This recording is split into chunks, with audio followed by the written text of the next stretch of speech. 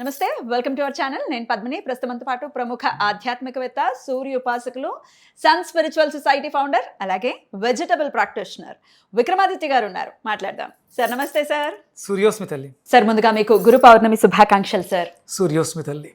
గురు అనుగ్రహ కృపా కటాక్ష సిద్ధిరస్తు, జ్ఞానాభివృద్ధిరస్తు, మనోవంచాఫల సిద్ధిరస్తు, శతమానం భవతి శతాయుః పురుష సతేంద్రియ ఆయుష్ దేవేంద్రియే ప్రతిష్టతి.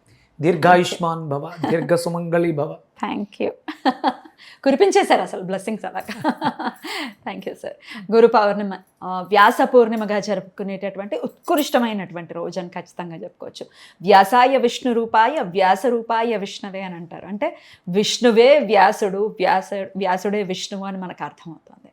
వ్యాస మహర్షిని ఖచ్చితంగా ఆయనకి గ్రాటిట్యూడ్ని చూపించేటటువంటి రోజు ఆషాఢ పూర్ణిమ.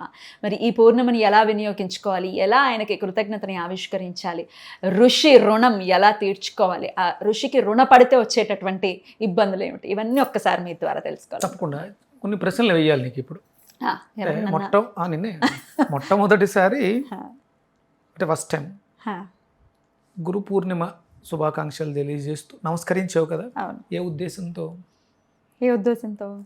నాకు అనుగ్రహం కావాలి, లేకపోతే బ్లెస్సింగ్స్ కావాలి. అంటే ఎంతో కొంత నువ్వు వృత్తిరీత్యా ఉద్యోగం చేస్తూ ప్రశ్నలు సంధించడం యాంకర్గా నీ బాధ్యత. అవును సార్. కానీ నమస్కరించాల్సినటువంటి సంస్కారవంతమైనటువంటి క్రియ చేయాల్సిన అవసరం లేదు. కానీ ఎందుకు నమస్కరించావు?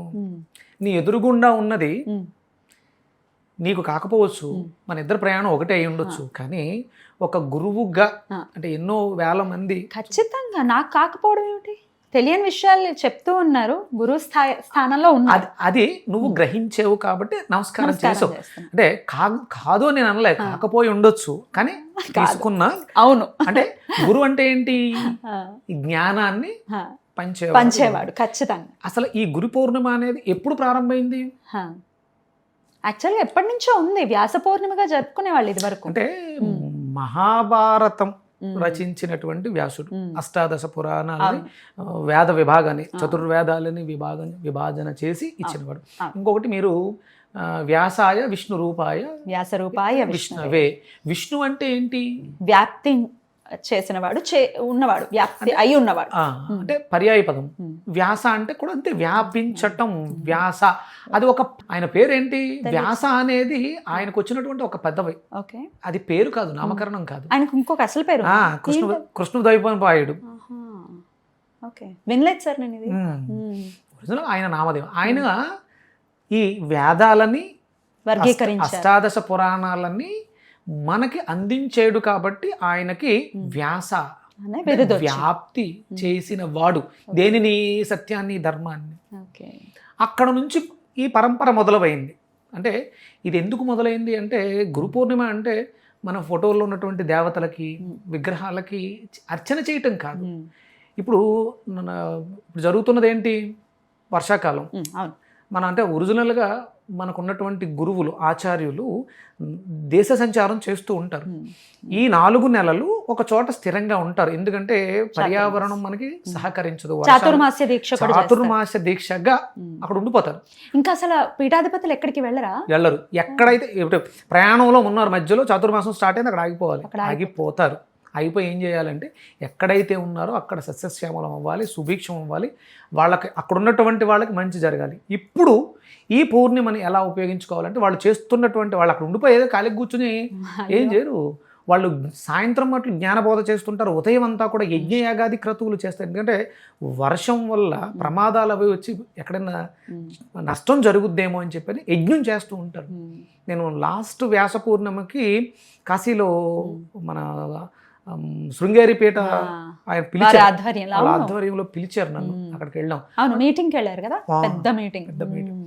అక్కడ వాళ్ళు చేస్తున్నది ఏంటి అంటే యజ్ఞయాగాది క్రతువులు చేస్తారు, చెయ్యాలి. వాళ్ళు చేసే ఆరాధన, వాళ్ళు చేసే అనుష్ఠానాలు మనకు తెలియవు. యాక్చువల్గా వాళ్ళు చేసే ఆరాధనలు మనల్ని కాపాడుతున్నాయంటే ఏకీభవిస్తారా? 100%. అంటే చెయ్యాలి. నిజంగా చేస్తున్నారు అంటే 100%. వాళ్ళ అంటే భారతదేశం రత్నగర్భ, ఇది ఒక అద్భుతమైనటువంటి వేదగర్భ. వేదం తెలిసిన వాడు ఎవరు కూడా జనాల్ని మోసం చేయడు. వేద ప్రసారం చేస్తూ వేదం నిర్దేశించినటువంటి క్రతువులు వాళ్ళు చేస్తూ ఉంటారు. వాళ్ళు చెయ్యకపోతే వాళ్ళకి, అంటే పూర్వం మనకి శృంగేరి జగద్గురువులు ఏదైనా కష్టంతో వెళ్తే మనం మాట్లాడక ముందే ఒక పండిచ్చి నీకు అది అవుతుంది వెళ్ళిపో అంతే. అనుగ్రహం అలా మనం ఇచ్చేసారు. నోరు తెరిచి మాట్లాడక్కర్లేదంటే ఎవరైతే సరైనటువంటి పీఠాధిపతులు ఉన్నారో, ఎవరైతే వేదాధ్యయనం చేస్తున్నారో, అది దర్శించిన వాడి దగ్గర దివ్యమైనటువంటి శక్తులు ఉంటాయి. అద్భుతం. వాళ్ళని ఆచార్యులు గురువులుగా భావించి వాళ్ళని సన్మానించాలి. రైట్. ఇప్పుడు నీకు గురువు ఎవరు? మా ప్రత్యక్షంగా ఇప్పుడు ప్రజెంట్ గురువు ఎవరు నీకు? కృష్ణనాథ్ గారు. నిన్నే ఎగ్జామ్ రాశాను ఫస్ట్ మార్కులు అన్నావు కదా, అలాంటి వాళ్ళని సత్కరించాలి. వెళ్ళిపోయిన వాళ్ళ గురించి మనం మాట్లాడకూడదు. వాళ్ళు అయిపోయింది, వాళ్ళు వచ్చారు, వాళ్ళ బాధ్యత మనకు చెప్పాల్సింది చెప్పేసి వెళ్ళిపోయారు. వాళ్ళ నుంచి వాళ్ళని ఒక భక్తి భావం ఉంటుంది తప్ప ఇప్పుడు ప్రజెంట్గా ఎవరైతే జ్ఞానాన్ని ఎవరున్నారు మనకి, చాగంటి కోటేశ్వరరావు గారు, సామవేదం షణ్ముఖ శర్మ గారు, గరికెపాటి గారు, మనకి ఇంకా చిన్న పెద్ద ఎంతో కొంత మంచి ఉంటుంది.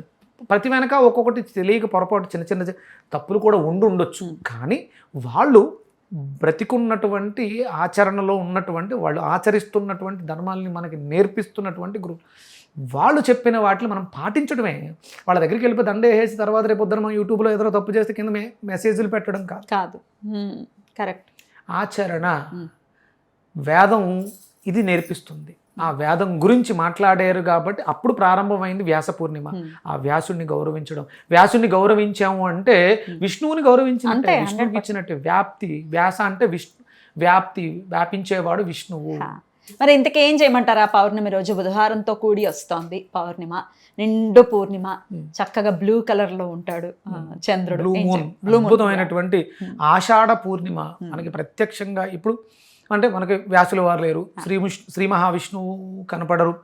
అంటే ఇంకా ఎలాంటి ఎవరైతే ఉన్నారో కనిపించకుండా అతీతంగా ఉన్నారో వాళ్ళందరి తరపున కనిపించేవాడు ఒక్కడే. ఉత్తరాషాఢ నక్షత్రాధిపతి ఎవరు? సూర్యుడు. కనిపిస్తున్నటువంటి ఆది గురువు. ఆదిదేవ నమస్తుభ్యం ప్రసీద మమ భాస్కర, ప్రభాకర నమస్తుభ్యం దివాకర నమోస్తుతే. ఆయనకి నమస్కరించుకుంటూ మనకి ఇప్పుడు 1వ తరగతి దగ్గర నుంచి 12వ తరగతి లేకపోతే 20వ తరగతి వరకు మనకు విద్యాబుద్ధులు చెప్పిన వాళ్ళు మన చుట్టూ ఉన్నారు. మాస్టర్లు వాళ్ళ గురువులే కదా, వాళ్ళు మనకు నేర్పించిన జ్ఞానం కదా, వాళ్ళని సత్కరించుకుందాం. ఎలా సత్కరించమంటారు? మంచి పాయింట్ చెప్పారు. వాళ్ళనే సత్కరించాలి. ఇప్పుడు వెళ్ళిపోయినటువంటి ఆది శంకరాచార్యులకు కానీ లేకపోతే అంటే శరీర త్యాగం చేసేసారు, వాళ్ళ శరీరాన్ని విడిచిపెట్టేశారు, మనకి ఇవ్వాల్సిన జ్ఞానాన్ని ఇచ్చేశారు. వాళ్ళ పరంపరలో ఉన్నటువంటి మనకి విద్యను నేర్పించినటువంటి గురువులని సత్కరించడమే మన బాధ్యత. ఏం చేయమంటారు? మనకి వాళ్ళకి వాళ్ళ అవసరాలు తెలుసుకుని వాళ్ళకి ఏదైనా మనం ఇవ్వగలగటం, ఇవ్వాలి, కంపల్సరీ ఇవ్వాలి. ఇప్పుడు మన పీఠాధిపతులలో ఎక్కడెక్కడ ఉంటారు, అక్కడికి ఆ యజ్ఞయాగాది క్రతువులకు ఆవునే దానం చేయటం, అలాగే దానికి అవసరమైనటువంటి సమిధా దానం చేయటం, ఇలా మన ఓపికను బట్టి. ఇప్పుడు మన ఊర్లో ఉన్నటువంటి మనకి విద్య నేర్పినటువంటి 5వ తరగతి హెడ్ మాస్టరు ఇలా ఎవరైనా ఉంటారు కదా, ఆయనకి స్వయం పాకంగా ఆయన మాస్టర్ మీకు ఏమైనా అవసరమా, లేదంటే పళ్ళు అట్లీస్ట్ అంటే ఫస్ట్ అవసరాలు తెలుసుకుందాం. వాళ్ళ ఇంటికి కావాల్సినవి అంటే కొంచెం కష్టమైనటువంటి బ్రతకలేని బడిపంతులు అనే ఒక సామెత కూడా ఉంది.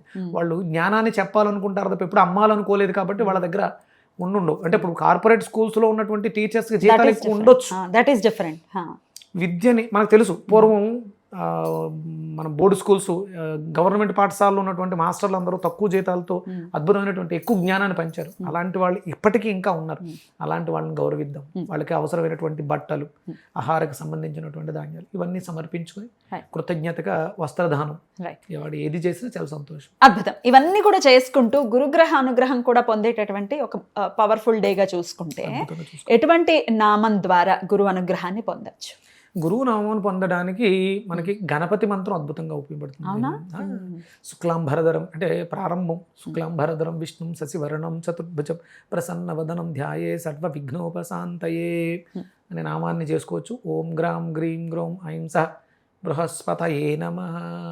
ఈ మంత్రాన్ని కూడా బీజాక్షరాలతో ఎన్నిసార్లు చేయమంటారు దీన్ని? 108 సార్లు చేసుకున్నాం. ఇంకొకటి ప్రాతరగ్నిం ప్రాతరింద్రం హవామహే ప్రాతర్మిత్ర వరుణ ప్రాతరశ్విన ప్రాతర్భగం పూషణం బ్రహ్మణస్పతిం ప్రాతః సోమామృతరుద్రం హువేమ.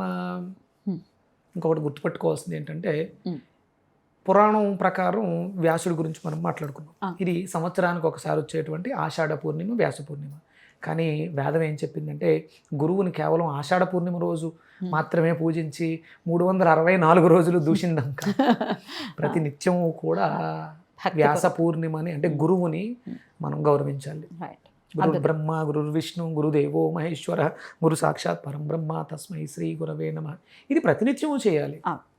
ప్రత్యేకంగా అవసరాన్ని బట్టి సందర్భాన్ని బట్టి గురువుల యొక్క అంటే రోజు వెళ్ళడం కుదరదు కాబట్టి సంవత్సరానికి ఒకసారి వెళ్ళి పలకరిద్దాం మనకి జ్ఞానాన్ని ఇచ్చినటువంటి గురువులు. రైట్, అద్భుతం సార్. అలాగే మీ గురువు గారికి అలాగే మన గురువు గారికి కూడా నేను ఈ మన సభాముఖంగా కృతజ్ఞతలు, ధన్యవాదాలు. అలాగే నాకు వేదాన్ని నేర్పిస్తున్నటువంటి వ్యాకరణ శాస్త్రాన్ని నేర్పిస్తున్నటువంటి మా గురుదేవులు university of applied Vedic sciences Venkata Chaganti గారికి సభాముఖంగా గురు పూర్ణిమ శుభాకాంక్షలు. గురువు గారు, మీ ఆధ్వర్యంలో మీరు ఇస్తున్నటువంటి వేదాన్ని నేర్చుకుంటూ వ్యాకరణాన్ని నేర్చుకుంటూ ఎంతో జ్ఞానాన్ని నేర్చుకుంటున్నాను. ఆ అవకాశం అంటే ఎన్నో జన్మల పుణ్యం గురువు దొరకడం అనేది. ఖచ్చితంగా అందరూ కూడా వేదాన్ని నేర్చుకోండి, వేదాన్ని గురించి తెలుసుకోండి. మీ జీవితంలో అద్భుతమైనటువంటి రోజులు చూస్తారు. వాళ్ళందరి తరపున ఎన్నో విషయాలు, నా తరపున వాళ్ళందరి తరపున కూడా ఎన్నో విషయాలు, తెలుసుకున్న విషయాలు చాలా ఉత్సాహంతో 4 ఏళ్ల నుంచి ఇదే ఉత్సాహం చూస్తున్నాను మీలో. తెలుసుకున్నది కొత్త విషయం చెప్పాలి, వాళ్ళకు ఉపయోగపడాలని ఎన్నో విషయాలు చెప్తున్నారు. వాళ్ళందరి తరపున మీకు గురు పౌర్ణమి శుభాకాంక్షలు సార్. థ్యాంక్ యూ తల్లి, థ్యాంక్ యూ. నీలోనే ఈ 1,00,00,000 మంది అంటే మన ఫాలో అయ్యేవారు చూసేవాళ్ళు 1,00,00,000 మంది, ఆ 1,00,00,000 మంది నీలో నీ ఆ నవ్వులో కనిపిస్తుంది. Thank you. మాకు సమయం ఇస్తున్నందుకు వేల వేల కృతజ్ఞతలు సార్. Thank you. నమస్తే. సూర్యోస్మి. జై శ్రీరామ్. జై శ్రీరామ్.